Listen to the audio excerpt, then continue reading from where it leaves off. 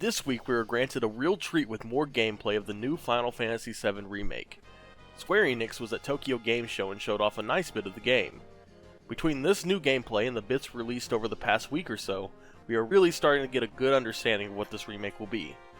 After reviewing what's out there, we decided to compile a list of some of the most important details we have learned. Graphical changes. It has been 4 years since the announcement of the Final Fantasy VII Remake. For a long time we did not get anything in terms of a sneak peek of what this would look like. That changed more recently with the reveal of multiple trailers and gameplay demos, and I have to say that it has been well worth the wait. Gone are the days of the blocky character models and pre-rendered backgrounds. Now we have these beautiful graphics courtesy of Unreal Engine 4. Character models have been rebuilt from the ground up and have never looked better. If you're a fan of Advent Children, you can definitely see that maybe some inspiration has been taken from it. Cloud, Barret, Tifa, and Aerith have all been shown so far. The attention to detail is fantastic. The updated costume designs from Cloud's modernized soldier garb to Tifa's slightly more combat appropriate outfit help to give even more personality to the already beloved characters. These new environments also have a new sense of personality. In the most recent demo, we got to see even more of the Mako factory. The updates to these previously pre-rendered environments look beautiful. The urban industrial feel of the factory do well to emphasize the over-industrialization of this world. This would be already apparent to anyone who played the original, but even still it does well to breathe even more life into the environment. Remixed soundtrack. Any fan of the original can opine to the beauty of the score. From the opening notes to the intense boss fights, for the time it was breathtaking. The original soundtrack was a true labor of love that still holds up to this day. This time around, it appears that it is still a massive labor of love. The bits of the soundtrack available in the recent demo is mesmerizing. It takes the sounds and melodies that we know and love and reimagines them. Everything is remixed. Notably, the Mako Factory's entire sound is different. A full orchestra slowly and softly begin to play, but as soon as you encounter combat, the music effortlessly transforms into a heightened and faster paced version. This all continues all the way into the Scorpion boss fight. It was at that point that this entire soundtrack changed from a lovely homage to something new. The entire boss fight track takes multiple tracks from the original and blends them into an intense pulsing of familiarity. As the fight continues, the beat speeds up and soon the entire fight seems like it is being orchestrated itself by the music. It's all a dance of beauty and something I cannot wait to see more of. Real-time combat. Continuing in the vein of the other changes, combat has been completely revamped. It is now completely real-time with a quick menu system, more in line with the recently released Kingdom Hearts 3. In fact, much of this new gameplay seems to pull a bit from Kingdom Hearts and Final Fantasy XV, and fused it with the abilities of the original release.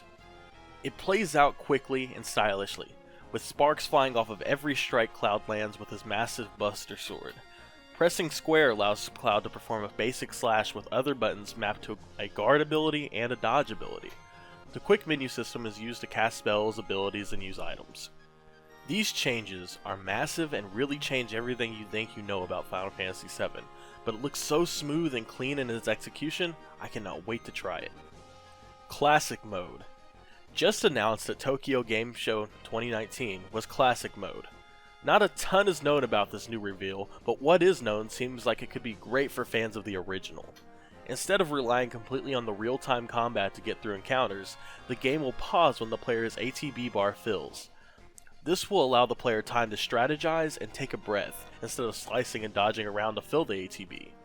This is a great homage and hopefully will scratch the itch for old-timers needing the gameplay to just slow down just a bit. Character interactions. One of my favorite things that I noticed in the recent gameplay is how this remake is handling character interactions with each other. In particular, we got to see Cloud and Barret spending some quality time together in the Mako factory. This entire sequence is filled with fun dialogue between the two. Barret is barking out over-the-top one-liners while Cloud is firing back with his stoic, snarky remarks. This is all new and seems to just fill in the time between encounters. This is not an issue though, as I see it as an opportunity to see new sides of all the characters. This could create whole new fan-favorite moments that both old fans and new can learn to love together. Detailed equipment. Another small but intriguing detail is the fact that equipment seems to change depending on what's attached to it.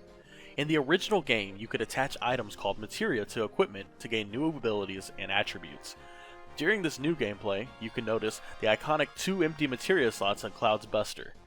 In different demos, you can notice the slots being filled by different colored gems. This is awesome, as being able to see even this basic change can really give the player an accomplished feeling.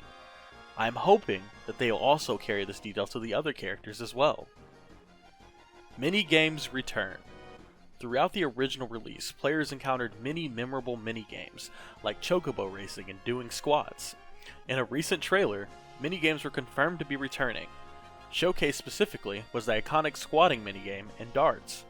Many fans have fond memories of spending time on these little distractions that really did help making the world feel more lived in and unique.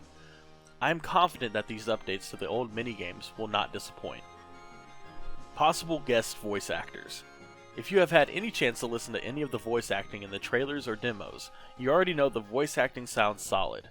Looking at the voice cast for the game will reveal a cast filled with industry veterans.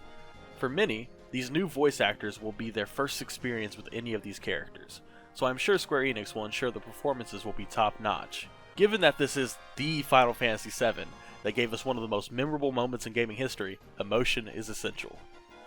One way Square Enix could be rounding off the cast is by bringing in A-list talent.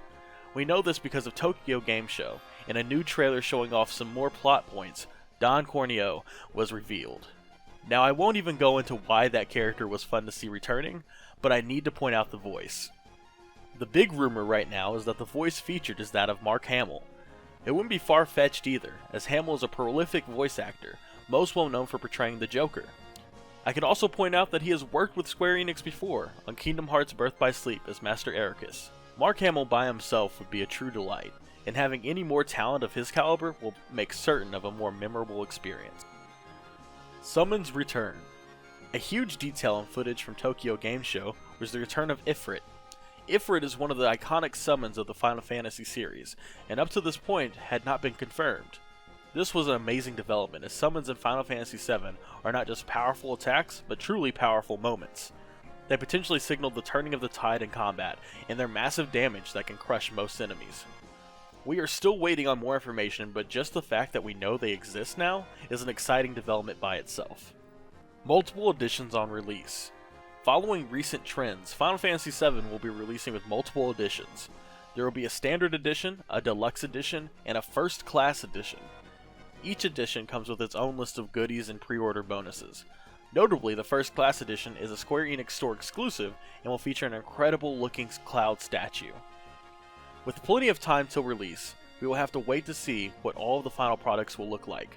I am confident, however, that this package will be a quality one. All of the details we have learned over just the past couple weeks show a true labor of love. Final Fantasy VII Remake will be releasing on March 3rd, 2020 on PlayStation 4. For more coverage of this title, follow Gaming Instincts on Facebook and Twitter. If you enjoyed the video, leave us a like, subscribe if you want, and make sure to check out our website over at gaminginstincts.com for more gaming content from an unbiased perspective.